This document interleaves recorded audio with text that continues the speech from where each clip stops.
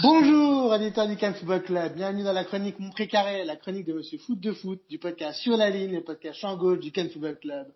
Mon invité est Geoffrey Poilane, journaliste intervenant sur Eurosport et chroniqueur sur le podcast 100% foot anglais de Bruno Constant. Tu es spécialiste foot anglais et travailles beaucoup sur les jeunes. Et donc, tu nous parleras aujourd'hui de Louis Banks. Alors, qu'est-ce que tu peux nous dire de Louis Banks, formé à Tottenham et qui part pour l'Impact? En fait, c'est un jeune joueur de 18 ans. Il est issu de la génération 2001. Il est arrivé au centre de formation de Tottenham à 6 ans. Faut savoir qu'il évolue au poste de défenseur central et il avait passé avec brio donc toutes les catégories d'âge et il est devenu l'un des piliers de l'équipe des moins de 19 et de l'équipe des moins de 23 qui est un petit peu l'équipe réserve des Spurs.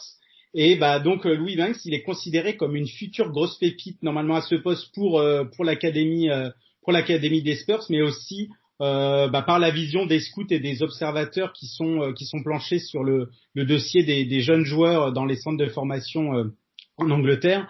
C'est un défenseur qui est assez grand, qui est gaucher, et au cours de ses classes, il a développé toutes ses qualités, on va dire, de défenseur. Il a un très bon jeu de tête, une très bonne lecture du jeu.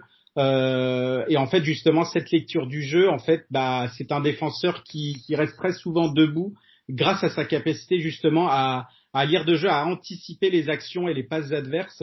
Et en parlant de passes, il excelle, on va dire, dans ce domaine puisque c'est un spécialiste des très longues passes diagonales pour changer complètement le jeu ou alors pour lancer ses attaquants en profondeur depuis sa position, donc depuis l'arrière. Et en fait, avec toutes ces qualités et son bagage, les fans des Spurs qui suivent les équipes en tout cas de l'académie à Anfield, donc pas le stade évidemment de Liverpool, mais Anfield, le centre d'entraînement de Tottenham, voit du Toby Alderweireld dans lui, le défenseur des Spurs actuel. Et c'est une comparaison, on va dire, après assez cohérente avec toutes ces qualités que je viens de citer. Et au niveau de sa taille imposante, en fait, sa capacité à rester debout et à gagner ses duels dans cette position fait aussi penser à Virgil van Dijk. Alors je dis pas que ce sera le futur Virgil van Dijk, mais en tout cas, il a des capacités qui peuvent faire penser à ça, en tout cas pour son âge.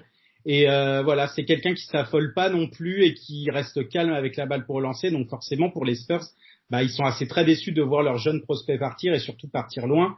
D'autant que pour l'instant, il y a beaucoup de jeunes de l'académie qui partent en prêt actuellement. Donc après, il faut savoir que Thierry Henry possède le même agent que Louis Banks, donc ça a pu servir en tout cas ses intérêts, quoi. Très bien. On sait que la formation en Angleterre, elle a fait sa révolution. Est-ce que tu peux nous en parler?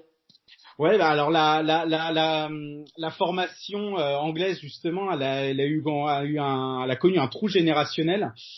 C'était juste après un petit peu la génération Wayne Rooney, la génération 85. Et au niveau de la formation dans les clubs anglais, des questions se sont posées notamment sur les méthodes qui étaient apportées, la recherche des jeunes prospects, le scouting, le découpage des âges, etc. Il y a eu un grand flou.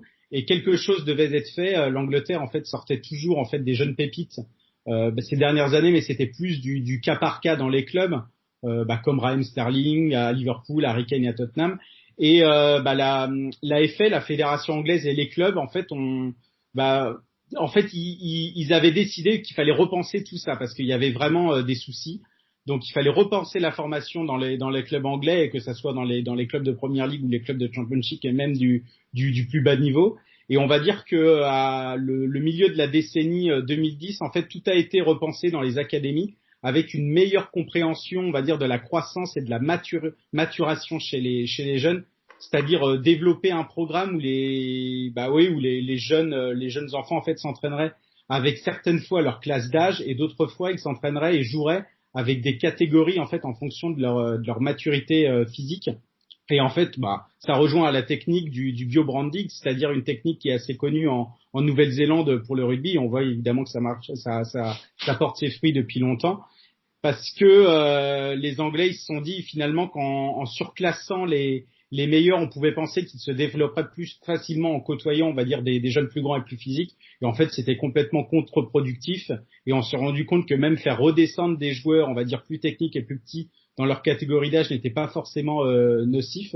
Et les Anglais, en fait, s'en sont très bien rendus compte et ça a porté ses fruits. Je vais rappeler une date en 2017. L'Angleterre a remporté la Coupe du Monde U17, la Coupe du Monde U20 et l'Euro U19. Et même chez les A, la régénération, on va dire, des jeunes joueurs a permis en fait d'apporter un vent de fraîcheur à cette sélection qui balbutiait depuis trop longtemps. Et en fait, justement, ça a été couronné par cette place en demi-finale en Russie. Et encore avec l'arrivée des nouveaux visages avec les Free Lions, ça en fait les grands outsiders pour l'Euro cet été. Donc finalement, ce refonctionnement des centres de formation, en fait, dans la manière de gérer les jeunes et les très jeunes, a vraiment porté ses fruits, en tout cas ces dernières années.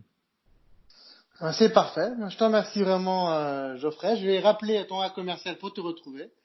C'est A commercial, Joff, Joffpoint. Merci encore. À vous les studios.